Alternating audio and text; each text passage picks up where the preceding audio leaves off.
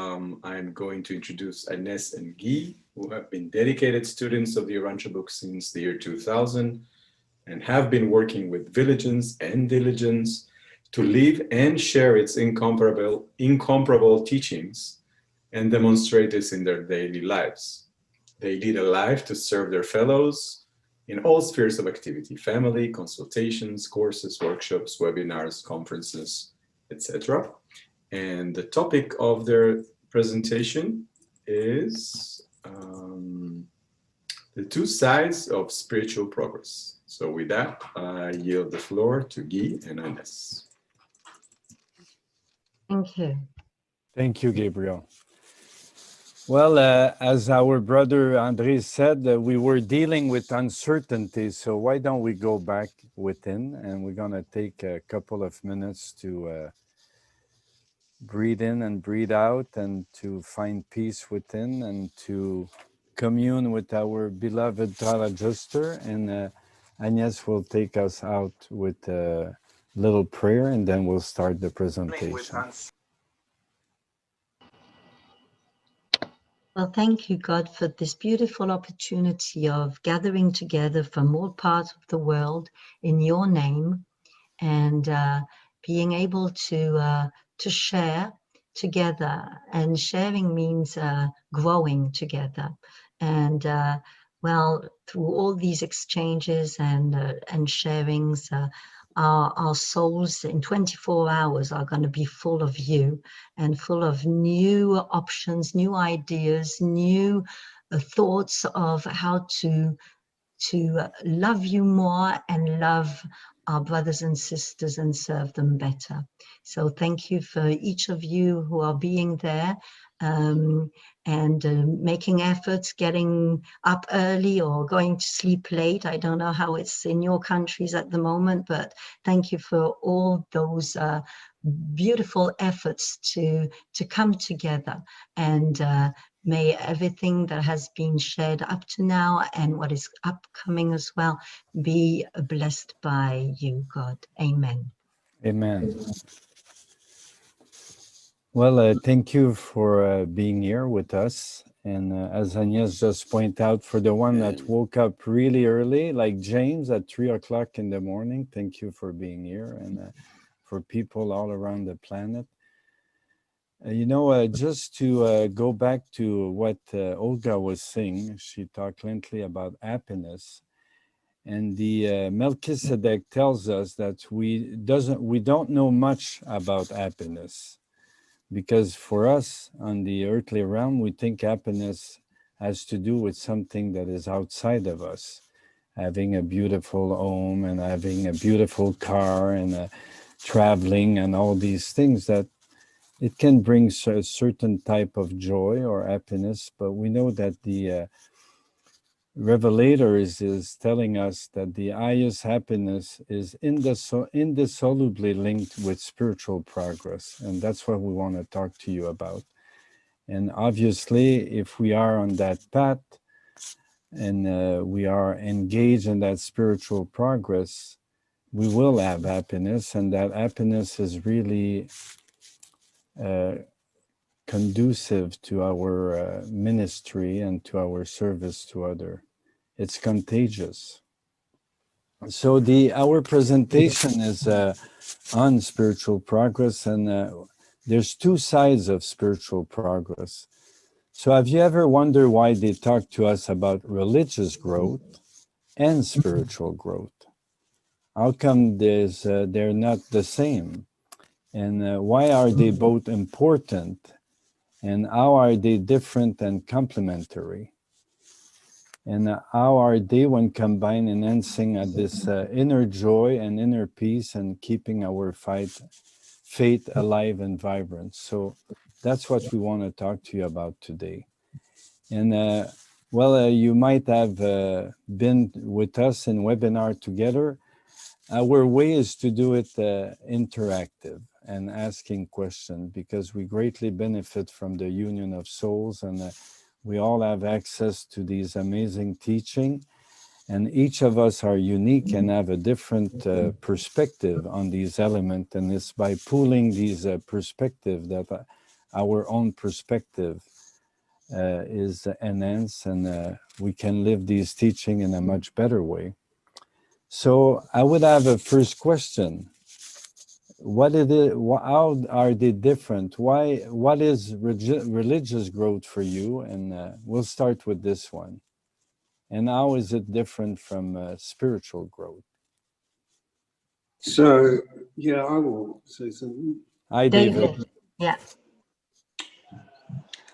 To me, religious growth was what I needed to use. Spiritual growth was what I needed to get away from evolutionary and practical religion. It's also what I needed to get away from mixed religion, which was evolutionary revelatory religion. I had to assert my sovereign right to explore my own spiritual journey. So for me, personal spirituality is the personal spiritual experience that everyone needs to ground. It's your sovereign right to be true to you. So for example, your personal faith, you have your faith and have it to yourself in a world where faith is, to me, has been very deceptive. I found that there's always a fallback position where I can say, I don't want to do this anymore. So even with Urantia community, I've met plenty of Urantia people. It's like, I don't want to do this anymore. It's not right for me. I'm going to exert my own personal, spiritual, religious experience. But when I find a group, brothers and sisters, so in the Urantia community, I've made friends, I've bonded with brothers and sisters. So I have a family. And I feel like they're real and true and genuine. And with those people, then starts to grow the social family of the kingdom of God. So then I actually have, we want to share worship together. We want to share fellowship. We want to do service, ministry together. That to me is my social aspects of my personal religion. So we've been able to put aside our fear of being manipulated, dominated, controlled, whatever, and realize that we all have each other, that we're all children of God, and that we all love each other, and that we're all loyal to each other as a family. Thank you, David. Oui, André. Go ahead, André. Merci, Guy. Merci, Agnès. You're on mute. I'm sorry. Everybody understand? Yes. Okay. Thank you, Agnès. Thank you, Guy. For me, religion, it's a part of a three-leg bench. The other leg is philosophy and science. And religion, for me, at my age, 63 years old, is included with evolutive religion. I do have need those evolutive religion to be where I am today. And right now we are in revelation religion. And like the institutional religion, it's a pack of beliefs, what we believe, etc. And spirituality on the other side is what inside this revelation religion of Urantia, what we strive for to live our life, to commit our life, to be perfect as our Father is perfect. Thank you. Thank you, André. Well, let's read, I think what David pointed out is that we need a soil, we need an environment to grow. And that's important to, even though religion is a personal experience, it's good to be with other religionists that are on the same path, because it's really a nurture that enthusiasm for living.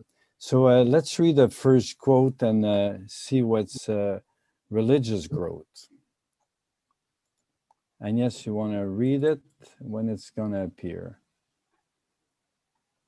The soil essential for religious growth presupposes a progressive life of self-realization, the coordination of natural propensities, the exercise of curiosity, and the enjoyment of reasonable adventure, the experiencing of feelings of satisfaction, the functioning of the fear stimulus of attention and awareness, the wonderloo and a normal consciousness of smallness, humility.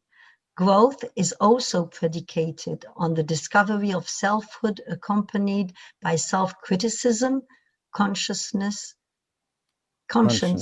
For conscience is really the criticism of oneself by one's own value habits, personal ideas. Thank you. You want to comment on that, Agnès? Well, I think that it's rich in elements that are clarifying what religious growth is all about.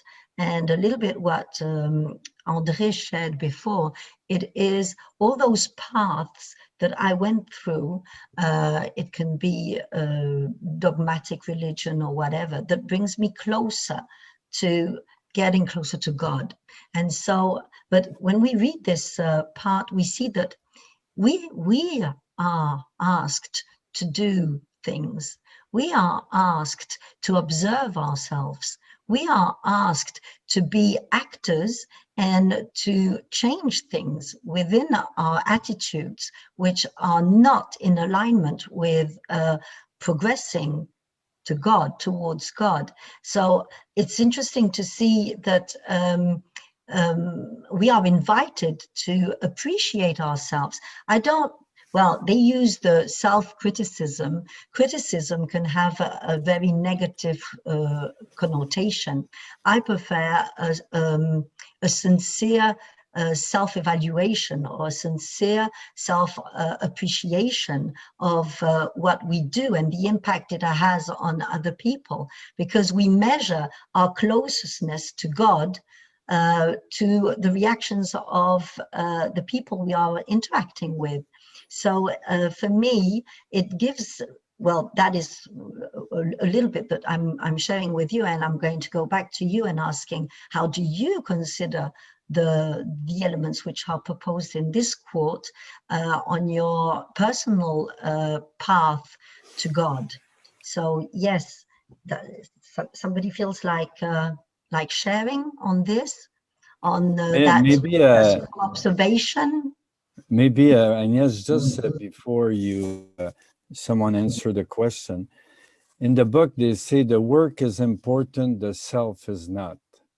And in many ways, this is the work that we have to do. So religion is our own personal effort to connect to God. And what is in the way? They talk about the mind poison of suspicion, fear, pride, etc. And throughout the book, they talk about many things that are hindrance, that are obstacle to our religious growth. So that's why this element of self-observation, self-evaluation, and understanding that God has truly given us everything. If we look at ourselves from the perspective of the Creator, we see that God has truly given us everything. So there's no place to be or anything. He have gave us everything to grow. But what is in the way of our growth? Is it unresolved negative emotion and all kind of? It's the connection is unstable. Can you hear me? Yes. Okay. Not now, yes. Okay. So what is that work of self-evaluation? They talk about self-criticism or self-evaluation that allow us to be really on that path of, another thing, human beings are very good at ascribing themselves quality they don't have. So what do we do to develop qualities and to manifest these fruits of the Spirit?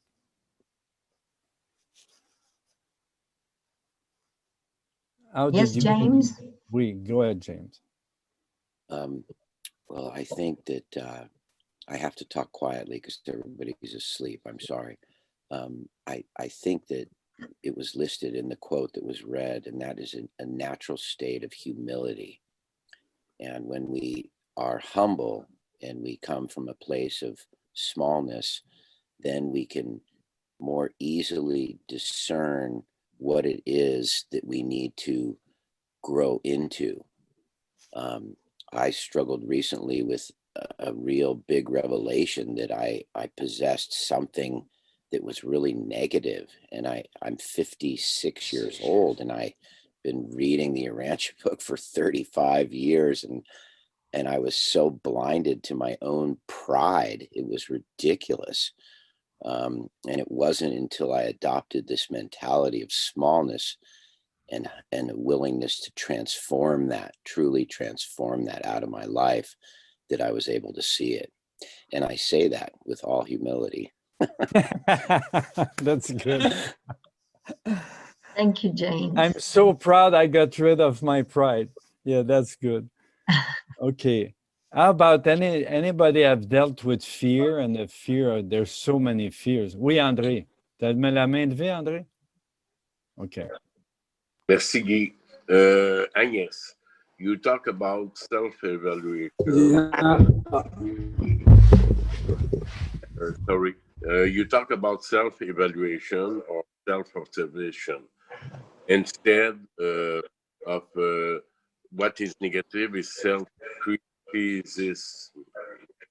And I would just like to pinpoint probably self-evaluation and self-observation augment the self-esteem. And my question addressed to you, Agnès, is when is not self-evaluation, but it's your neighbor who evaluate you, who observe you, who or criticizes you. What just what you think about that? What should be our attitude in When favor? other criticize you. Yeah. Yeah. Okay, thank you, André. Well, of course, the first reaction would be to react against it. And well, that was my first reaction. But then I said, okay, who we consider, that's my observation, who I considered as being my enemies was my biggest master. Because that person, there's always something, an element of truth in that. And so am I capable of welcoming that and saying, and turning to God and saying, what must I learn out of that? What's the following step?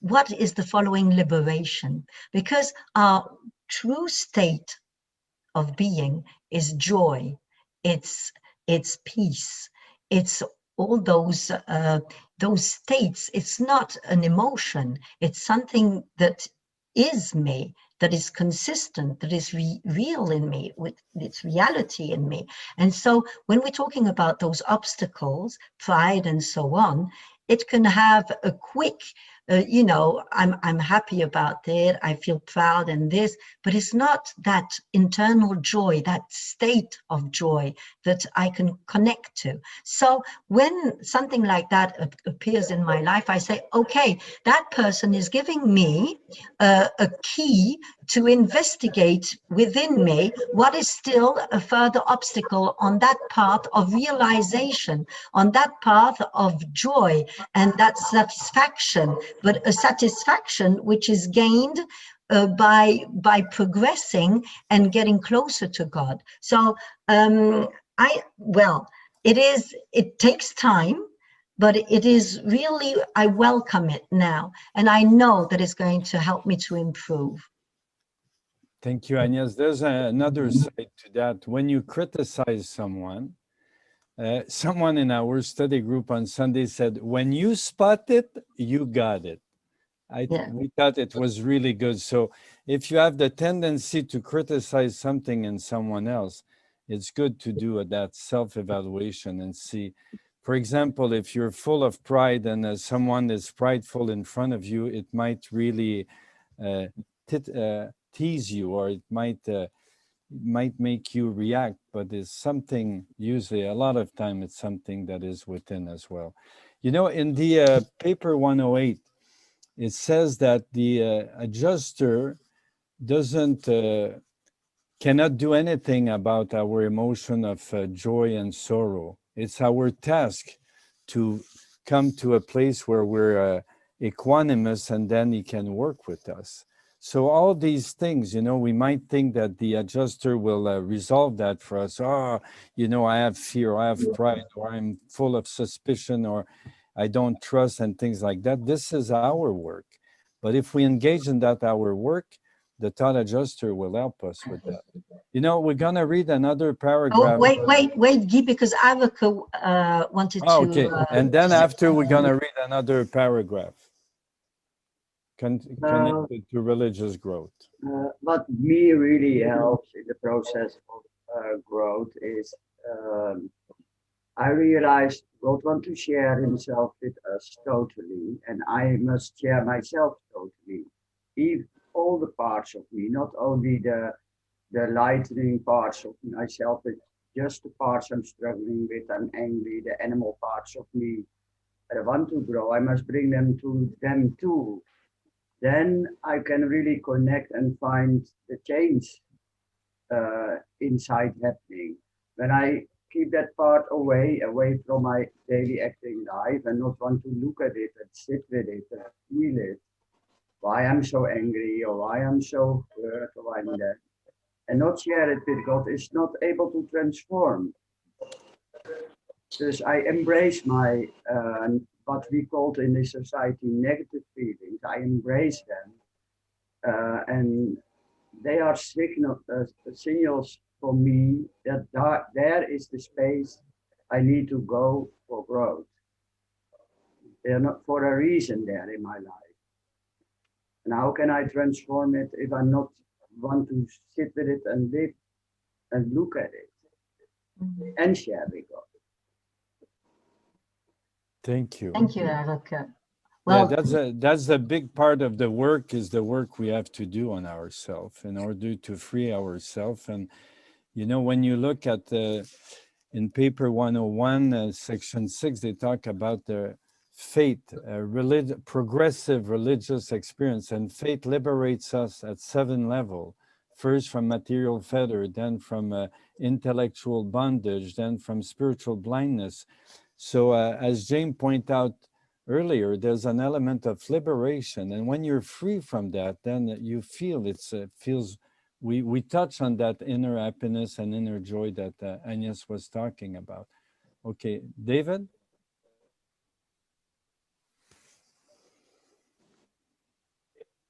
Yeah. I think for us, can you hear me? Yeah. For us, it's very important. So it depends on where you're at. If you have a faith connection to God, and you recognize that we're all brothers and sisters, and then you recognize that we live in the kingdom of heaven, which is a higher, newer and higher reality, then we naturally love one another. So we all love each other as brothers and sisters. And that awareness of that divine reality is far higher and is totally incomprehensible to modern psychology or psychiatry, so to speak. So any form of modern psychoanalysis is incapable of understanding the sons and daughters of God in relationship in the kingdom, because it's totally new. It's something which has never occurred on the planet. Also, when we talk about judgment, it's very important to be aware that when you're in the kingdom, you have to exercise fatherly watch, care, and love. And sometimes the far-seeing insight of the elder brethren and the fathers and the mothers in the kingdom is perceived by children or people on the outside as something which is judgmental. But it's not. It's just far-seeing insight into the well-being of the future people. So in the kingdom, there is judgment going on, which has lavish mercy, understanding, and discernment. But it also works with the principle of justice as a group function. So we as kingdom sons and daughters, we exercise a particular viewpoint in relation to judgment. So if you judge divinely with love, not with the plank in the eye type of experience where you're looking at everyone, you find yourself being a judgmental person, you don't have grace, peace, savor. People aren't lifted up in your experience. If people aren't lifted up in your experience, it's probably a good idea to look for some fragrance and some salt with the saving savor so that people feel like what you're delivering is tasty to them. Thank you, David. Thank you. We should be tasteful. Thank you, Guy. We should be attractive. Goodness is always gracious attractive. and tasty. Yeah. Andre, we want to read another quote, but would you like to intervene before? Okay, go ahead. It's directly concerning evaluation, observation, and criticism, where Agnès, you strike a chord, and it's so much tool in our life that we have to deal daily about it. Agnès, in the Blue Book, there's when Jesus was with the apostle, Judas tried to criticize Nathanael, I think. And Jesus turned to Judas and frankly, he said to him, mind your own business. Because Nathanael had to deal with God. That's his relation. As each of us, we have to deal directly to God. If something has to be correct, our Father will take care of it. That's why in self-esteem, when you decide to do the will of God, you commit yourself to a very higher noble cause. And that's why by self-esteem, I like to think my neighbor can say anything or look at me different way. I didn't bother myself. What it bothered was my relationship with God. Thank you, Annie. No, that's very good, Andrea. That's one of the 4 agreements. Don't take anything personally. So that's really good. The other thing too is that you point out, Andrea, is mind your own business. That's a really good way to not be so much in turmoil and always worry about what's happening others. And a great way out of that is to pray.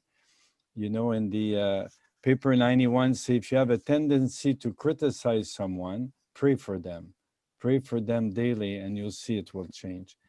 So I think the thing about minding your own business needs to be, you need to be very careful with Kingdom Sons, because Kingdom Sons should be involved in each other's affairs to a very intimate degree. So yes, mind your own business in the terms of don't get involved in other people's business. Yeah. In a personal sense, but in a kingdom sense, there is far more likelihood that you're not actually minding people's business enough. So people, they get isolated, they get alone, they don't talk to each other. They're not, they move away from the group, and therefore they're ignoring and avoiding their group responsibilities of loving and ministering to each other. Mm-hmm. So minding God's business, be involved in God's business. Okay, let's read another quote here. If you want to read it, then yes. Religious habit. Religious habits of thinking and acting are contributory to the economy of spiritual growth. One can develop religious predispositions toward favorable reaction to spiritual stimuli, a sort of conditioned spiritual reflex. Habits which favor religious growth embrace cultivated sensitivity to divine values, recognition of religious living in others, reflective meditation on cosmic meanings, worshipful problem solving, sharing one's spiritual life with one's fellows, avoidance of selfishness, refusal to presume on divine mercy, living as in the presence of God. The factors of religious growth may be intentional, but the growth itself is unveiling unconscious. You want to comment?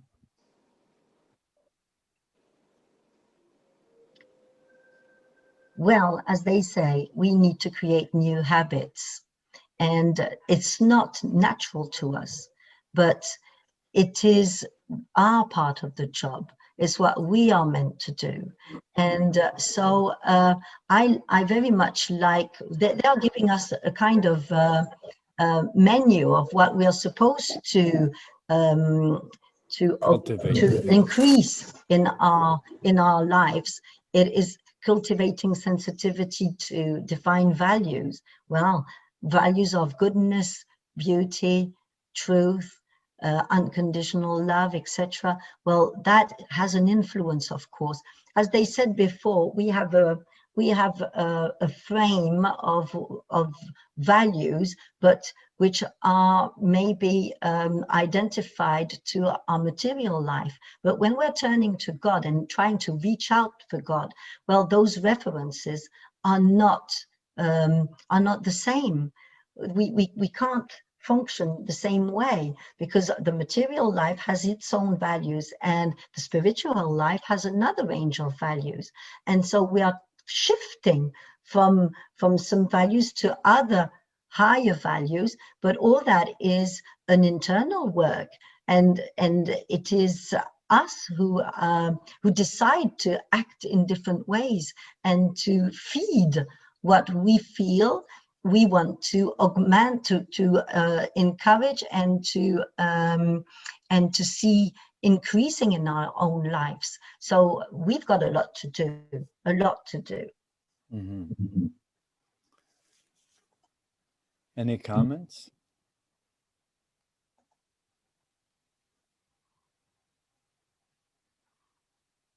Go ahead, James. I made a comment in the chat. If religious growth is unvaryingly unconscious, is spiritual growth somehow, is there a conscious element to it? Well, thank you. That's going to lead us to the next quote. Yeah, I just want to say one thing before we move on, if I could.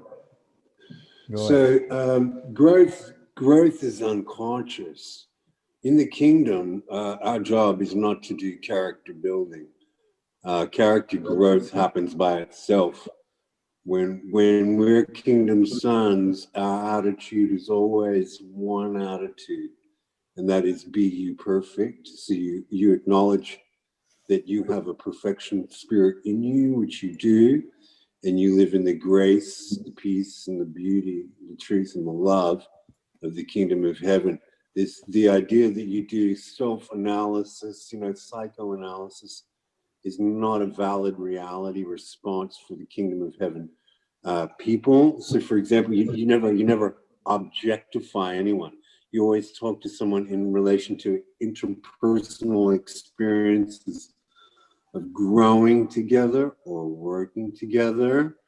Otherwise, if you fall into that mind level of trying to analyze people's behavior as a character, then that is truly being judgmental, as opposed to being interpersonally communicative about how we can grow each other. So that's that interpersonal sharing of character building qualities that we have while we're dynamically living the kingdom life. That's what's special about the Urantia book. Mm-hmm. Psychology should be the study of the evolution, the possible evolution of man, always connect to what we can become. Okay, let's read, because we have a couple more and we have 20 minutes. So you want to read that one, Agnès, spiritual growth? Spiritual development depends first on the maintenance of living spiritual connection with true spiritual forces, and second, on the continuous bearing of spiritual fruit, yielding the ministry to one's fellows of that which has been received from one's spiritual benefactors. Spiritual progress is predicated on intellectual recognition of spiritual poverty, coupled with self-consciousness of perfection hunger, the desire to know God and be like him, the wholehearted purpose to do the will of the Father in heaven. Yeah, so without being connected, there's no growth. Without being connected to our thought adjuster, nothing can change. And I think that the more we experience, the more we turn to God, the more we want him in our lives. And the more we observe what we are capable of doing in our choices, on our everyday choices, and the impact that it has on the others. Well, we, as I said before, we measure our proximity to God, but we also can see what didn't fit and how can I change this in my behavior, because there's a difference between me as a daughter of God willing to do God's will and trying and being mistaken and making many mistakes, and me with my desire to rectify those things, because we are always going to be unperfect, because we are born like that, and we were born like that, and it's God's decision to take us by the hand, or us taking him by the hand, to evolve in and getting better, a better version of ourselves every day. But that it's the person with its potential. I can fall in love with all the potentials of everybody. I can fall in love with everybody when I think that God is within him. That's easy for me. But when I have to live with the person every day, and the behavior doesn't correspond to what that person wants to achieve in its life, that is quite difficult and challenging. So what I know is that I can't continue saying I want God in my life and doing the same things that is going to have an impact which is not positive on my environment. So I'm learning from the reactions from the others, and I have to decide that I want to change that, and I'm inviting God, how can I do this better? Because you are the one who's going to enable me to do that better. You know the way we need to work together. So for me, getting in touch with, grabbing those, the spiritual connection, it is inviting God in everything what I'm doing, and observing. I'm not stuck to my experience. I can observe it alone, saying, okay, I can change this, I can change that, but I can invite God in my observation and asking him to show me what doesn't work, what should we change, what's my deal, what must I learn about this, and all that. It is in that interaction with God. So I'm bringing him in my experiences, because I know that it's there. Each day I have my lessons to be learned. Each day I am in interaction. I can't say I'm just going to stay in my mountain and pray in God and everything is going to be okay. Of course everything is going to be okay. I'm never going to be challenged. But when I've got my kids or my partner at home challenging me, and that is where God is expecting us. He says that's where we are going to see the proximity with me, because it's there. It's that's life. That is true life. And there I can see, whoa, I've been there alone. I fell into the thing as usual. I'm doing exactly what I'm used to do, instead of turning to God and saying, okay, how can we do this differently? And that it's possible 24 hours out of 24 with ourselves. And that is my share of the work. And God is there to transform me, but I need to give him what the highest thing I can do to be transformed. So I have to see where it doesn't go, where it doesn't work, and say, oh my God, please help me transform this. If I see pride, well, God says, okay, you've seen it. Yes. What are you going to do now? Are you going to offer me that? Are you going to invite me to help you change that? Okay, God, come over. And for me, that is all what it's about. It's really an everyday working process with him and with others. And I bless every person in my life, in all the experiences I live, because they really give me that opportunity of seeing where I am at the precise moment where I'm living. Amen. Well, a smart man said, insanity is doing the same thing over and over again and expecting new results. So we need to do new things, and these religious habit that we cultivate and we practice is the ground for spiritual growth. So maybe in a simple way, and that's my perspective, and obviously we all have a different perspective or similar one, but the religious growth is my own effort to move on and move up and get rid of so many things that are in the way. The spiritual growth is when I'm worshiping and when I let God transform me. But at the beginning, we resist the process. But the more we are involved in it, the more we feel that there's a difference in our way of interacting with others. There needs to be, as David said earlier, an interrelationship with God, and then an intra-relationship with God and interrelationship with others. And that's why they say it's a connection with true spiritual force. First, the maintenance of living spiritual connection with true spiritual force. I don't know how we can do that without worshiping and praying. And second, the continuous bearing of spiritual fruits. Continuous bearing of spiritual fruit, yielding the ministry to one's fellow of that which has been received from one's spiritual benefactors. So we receive the love from God and we give it in service. Yeah, so it's seek first. The seeking first is. He's on mute. David. Yeah, seeking first is the for us, is the reset, so we can reset our perfection spirit within us by seeking first the kingdom and God's righteousness, and all is added unto us in that very present moment. Mm-hmm. So when we say the Father's Prayer, we say, Father in heaven, hallowed is your name. Your kingdom come, your will be done. And those are the magic phrases: seeking first the kingdom, your kingdom come, your will be done. And then we are children in the kingdom. And everyone is our brother and sister, even our children, our parents, everyone who we meet. They're all brothers and sisters in the kingdom. Thank you. That's really connect to the last quote we're going to look at.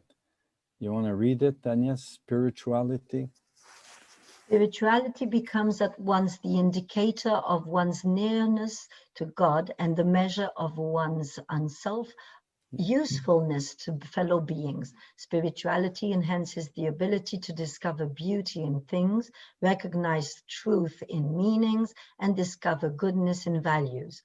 Spiritual development is determined by capacity, therefore, and is directly proportional to the elimination of the selfish qualities of love. The selfish qualities of love. What does that mean?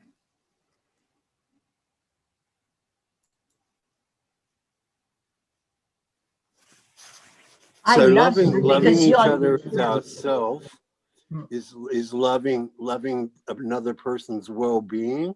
If we love people in order to get for self, we're not truly loving them. Yeah. If we want them to perform for us, if we want them to comply, so we use love as a form of coercive manipulation.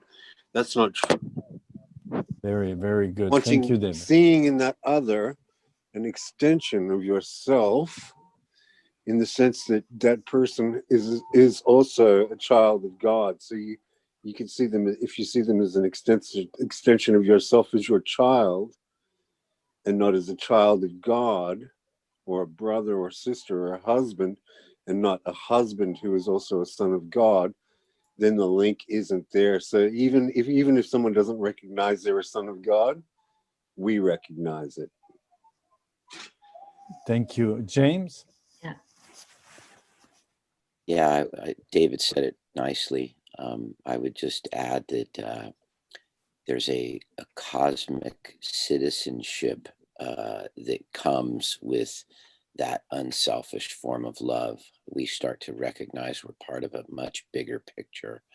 The revelation has blessed us in that regard because we've been given a cosmology that makes that a little bit easier. But, to recognize that there's seraphic hosts surrounding us, working on our behalf. There's a planetary government working on our behalf. There's all of these things unfolding around us to build the supreme, basically. And that mentality makes it much easier to love the sinner, to love the person that's displaying a despicable act, and as David points out, to not selfishly love your children as like a prideful parent or something like that. That's all. Thank you. Thank you. Mm-hmm. Well, moving from selfishness to unselfishness is a huge shift in consciousness. And as you explained, David, we do everything with interest, everything that we're involved with, at least when we begin our life. And that's how we're taught, is we do something because we're going to get something in return. And in the kingdom, it's quite different. You do something and then it goes back to the supreme. You don't expect anything, but we're full of expectation. And then it creates all kind of turmoil in our relationship, because when we expect something from someone, you expect them to do like you think it's the best way to do it. And that's the thing. And real true love is just being there and helping others to grow or support them in their growth, and that they can become more. And I think the only way we see that is when we start to recognize other people as... Hold on. Oui, vas-y, Agnès. Yes, I wanted to share that they pointed out something very important, which is service. And service is related to the spirits, the fruit of the spirit. It is in service that we increase those fruit of the spirit. And well, I like saying that I'm God's taxi driver, because without me, he can't go anywhere. He's going to stay at home if I don't decide to go somewhere. So every morning I ask him, who do you want to meet? Where shall we go? Because I'm not the one who is loving, and God is loving through me, and he knows who are the persons he wants to meet to love. And what I need to do is not to be an obstacle to the flow of God's love within me for others. And when I'm judgmental, when I'm full of fear, when I'm angry, and all those things, well, are obstacles for God to do what he wants to do with the person in front of me.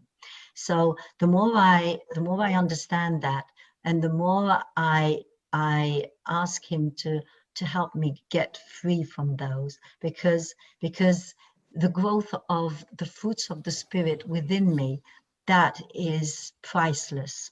And I know that each time I make an effort to step away from selfish, to be selfish, from the fact of being selfish, I know that then, well, what I considered as something which is going to bring me joy from outside, well, I receive it as a gift from inside, because when God is taking care of the person in front of me, he is also taking care of me, and he is giving me exactly what I need. And those needs are fulfilled by what God is, and God is beauty, truth, and goodness, and I'm full of him when he gives himself to others. So I just wanted to share this with you in linked to service. Thank you, Agnès. I think we need I'd to just stop. like to mention one. Go ahead, David. In terms of, so Jesus said, hey, fear not, fear not. Rejoice, be exceedingly glad, and happy are the poor, the meek, the humble, the pure, Happy are you when you're persecuted. So Jesus' spirit of positive, dynamic love is actually a dominant force. So the thing is, we don't want to dominate anybody, but we want to be able to be strong and have a power of will, the power of love, to be able to be more powerful than the power of fear. And Jesus manifested a great power of love and a great form of spiritual dominance, which is based on love. So when the positive enthusiasm, the rejoicing and being exceedingly glad arises, that's the oil of gladness in our lives, which can actually shift old patterns, change thought forms. And it's really a dynamic force of the kingdom where we are indwelt by our spirit powers, being the adjuster, the Holy Mother's spirit, and Christ Michael's spirit of truth, living dynamically in our daily lives with our kingdom family. Thank you, David. Well, God has given us everything, and in worship we recognize that we're connected to that reality, higher reality of what we can become. He wants to transform us, so it's up to us if we want to resist the process or be wholeheartedly engaged and joyfully and lightly engaged in it. And once we're transformed, God needs us, because this planet and the people living on this planet greatly need that light and love of our Father. So in closing, we know that the highest happiness is indissolubly linked with spiritual progress. So we wish you all great religious growth and spiritual growth. And we know that spiritual growth always yields lasting joy and peace which surpass all understanding. Thank you for being with us. It's a subject that we can talk about for 12 hours and even more, but it was good. Thank you. Hi, Paul. Nice to see you, Jeff, and all of you. Saskia, everybody, thank you very much for sharing that hours with us. Thank you, Guy. Thank you, Agnès.